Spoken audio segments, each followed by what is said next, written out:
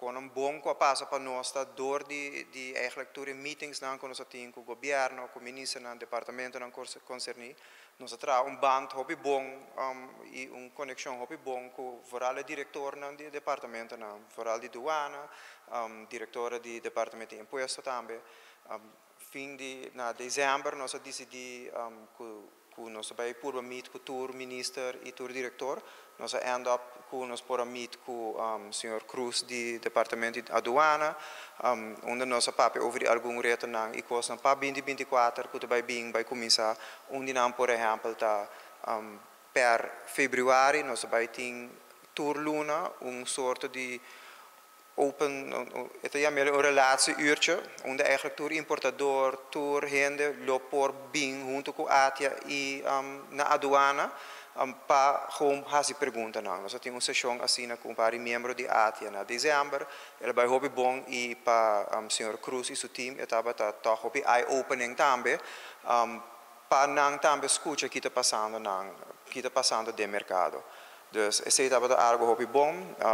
Outra semana nós temos meeting com a diretora do departamento de imposto para nós doen feedback session eigenlijk over die imposto na fronteira. Também ideia não com nós tem. Cos bom com a sala de aceita sugerência com ati hasi ora e BBO implementar. Tá para abrir tipo de help desk e departamento de imposto hasi e basta gente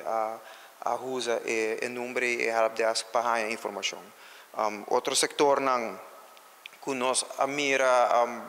que tem eigenlijk issue, estava o sector médico, o sector de remédio, dus onde que door de BBO na fronteira remédio te paga em voorrechten, pero não te paga BBO orde de worden vender. Dus door que trigger tá em voorrechten remédio mas era paga BBO então e não o reta tapa eigenlijk ainda não é na placa back dus esse é quando nós que papi com o departamento de imposto também e patin mais sessão paco BBO na fronteira passou nós senti e vários membros de nós a bisa nós sabe também com não nota seguro que ora não por aí na placa back of quando antigo traga com o sistema novo. Dus esse também é sugerência que nós vai fazer na diretora do departamento de imposto para nós fazer junto